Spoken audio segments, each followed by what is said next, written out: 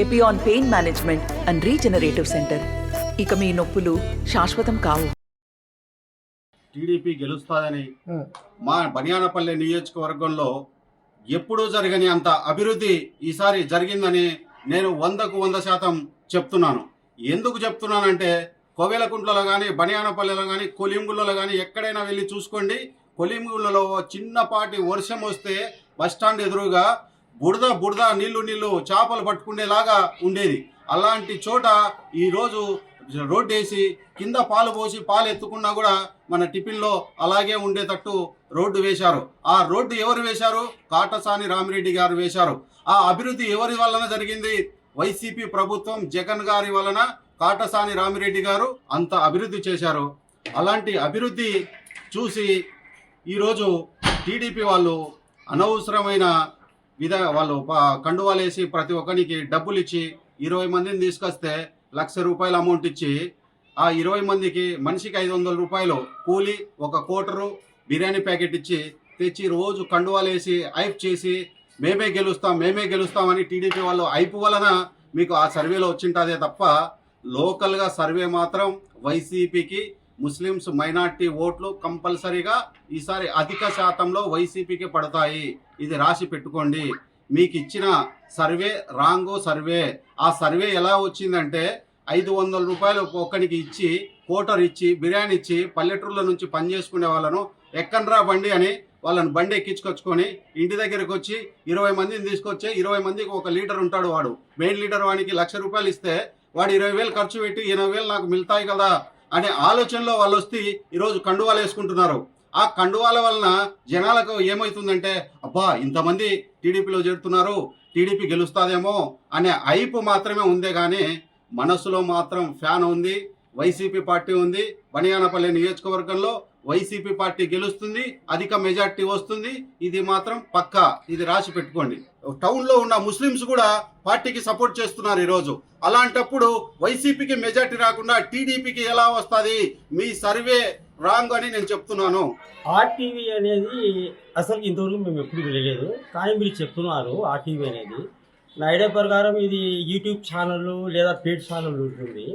ఆర్టీఓలు ఏకపక్షంగా వాళ్ళు సర్వే చేసినట్టున్నారు. టీడీపీ వాళ్ళ దగ్గర అమౌంట్ తీసుకొని డైరెక్ట్గా వాళ్ళు గెలిచేస్తారు, ఇంకా భారీ మెజార్టీ వచ్చేదానికి చేసినట్టున్నారు. ఒకసారి రండి సార్ ఆర్టీవీ, మీరు మీ రిపోర్టర్ వాళ్ళని పంపిస్తే మేము తోడు వస్తాము.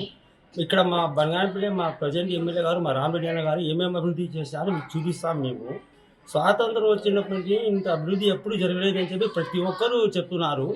మీరేమో ఏమి అభివృద్ధి చేయని నాయకుని మీరు గెలుస్తారు, సర్వేలో మీ సర్వే తెలియజేపి చెప్తున్నారు. మీరు ఒకసారి వస్తే మీ రిపోర్టర్లను తీసుకొని మీ స్టాఫ్ రిపోర్టర్లు అందరినీ తీసుకొని వస్తే మేము చూపిస్తాం సార్ సర్వే ఎలా జరిగింది, అభివృద్ధి ఎలా జరిగింది మేము అన్నీ మీకు చూపిస్తాము. ఇది చూసి కూడా మీరు టీడీపీ పార్టీ గెలుస్తుందని చెప్తే చెప్పండి. మీరు ఏకపక్షంగా చేయకూడదు సార్. ఆర్టీవీ సార్ మీరు ఏకపక్షంగా సర్వేలు చేయకూడదు. రండి బనియానపల్లికు, మేము చూపిస్తాం. బనియానపల్లి నియోజకవర్గం మొత్తం తిరుగుతాం. మేము మాకు ఓపిక ఉంది. మీకు మీ వెంట తిరిగి మేము మీకు చూపిస్తాం అభివృద్ధి ఎక్కడెక్కడ ఏ మండలంలో ఎంత అభివృద్ధి మీకు క్లియర్గా చూపిస్తాము. అప్పుడు మీరు చెప్పండి టీడీపీ పార్టీ వస్తుందని చెప్పండి.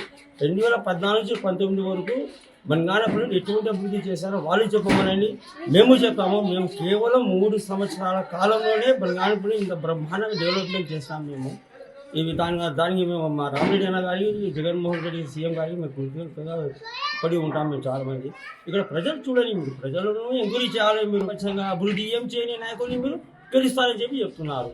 ఏ బేస్లో చెప్తున్నారు మీరు చెప్పాలా కదా. మీరు బేస్ అనేది ముఖ్యం ఎవరికైనా కానీ. ఆ బేస్ మీరు చెప్పలేదు కదా. ఇక్కడ ఊరికి గెలిచేస్తారంటే అయిపోయిందా? మీరు ఒక పద్ధతి ఉంటుంది సార్, దేనికన్నా ఒక పద్ధతి ఉంటుంది. నంద్యాల జిల్లా బనగానపల్లి నియోజకవర్గం నుంచి మాట్లాడుతున్నాను. నా పేరు ఫైజు. బనగానపల్లి సీనియర్ వైఎస్ఆర్ పార్టీ నాయకుడిని. ఇలాంటి సర్వేలు ఎన్నో రకాలుగా ఆయన ఎలక్షన్లో నిలబడినప్పటి నుంచి చాలామంది సర్వేలు చేసి ఎప్పుడు కూడా తెలుగుదేశమే గెలుస్తుందని చెప్పినారు. ఎప్పుడైతే తెలుగుదేశం గెలుస్తుంది అన్నప్పుడు అంతా మా రామిరెడ్డి అన్న భారీ మెజార్టీతో గెలిచినాడు. ఇక్కడ కనిపించడానికి అలా కనిపిస్తూ ఉంటుంది, కానీ లోపల రామిరెడ్డి యొక్క అభిమానులు కుప్పలు తెప్పలుగా ఉన్నారు. ఓటర్లు అనేది చాలామంది ఉన్నారు. కాబట్టి వాళ్ళ యొక్క సర్వే ఎక్కడైనా పోయి తెలుగుదేశం అభిమానులకు 10-15 మందికి అడిగి ఆ విధంగా వాళ్ళు అభిప్రాయపడింటే మనం ఏం చేయలేం. కానీ జనాలలో రామిరెడ్డి చేసినటువంటి అభివృద్ధి గురించి ఒకసారి ఆలోచన చేస్తే, జనార్దన్ రెడ్డి గారు గతంలో ఒక 5 సంవత్సరాలు పరిపాలన చేసి ఉన్నారు. ఆ 5 సంవత్సరాలలో ఆయన బనగానపల్లిలో కేవలం ఒక 2-3 చోట్ల రేకుల డబ్బాలు వేసిన అభివృద్ధి తప్ప ఏ అభివృద్ధి చేయలేదు. కానీ రామిరెడ్డి అన్న గారు వచ్చిన తర్వాత ఈ 5 సంవత్సరాలలో బనగానపల్లిలో చరిత్రనే మార్చి పడేసినారు. బనగానపల్లికి నియోజకవర్గానికి ముందుగా ప్రధానమంత్రులు వచ్చినారు, ప్రధానమంత్రి ఎన్నికైనారు, రాష్ట్రపతులు ఎన్నికైనారు, గవర్నర్లు ఎన్నికైనారు, ముఖ్యమంత్రులు కూడా ఎన్నికైనారు ఇక్కడి నుంచి. కానీ ఎప్పుడు కూడా అభివృద్ధి కాలేదు. అభివృద్ధి అయ్యింది అంటే రామిరెడ్డి అన్న ఈ పీరియడ్లో బనగానపల్లి స్వాతంత్రం వచ్చిన తర్వాత ఇంత గొప్పగా అభివృద్ధి అయినది ఇప్పుడే. కాబట్టి ఇంత అభివృద్ధి చేసినటువంటి నాయకునికి ఓట్లు వేయక, ఏ మాత్రము అభివృద్ధి చేయని, కేవలము ఎలక్షన్ల ముందు 1 నెల 2 నెలల ముందు వచ్చి తీపి కబురు మాటలు చెప్పే నాయకులకు ఓట్లు వేస్తారా? జనాలు కూడా అంత సిక్కులుగా లేరు. ప్రతి ఇంటికి కులం చూడలే, మతం చూడలే, పార్టీ చూడలే, నువ్వు ఏ జెండా పట్టినావని అడగలే, మీ ఇంటి పైన ఏ జెండా కట్టుకున్నారని అడగలేదు, మళ్ళీ మీరు ఏ పార్టీకి ఓటు వేస్తారని అడగలేదు. మీకు అర్హత ఉందా లేదా?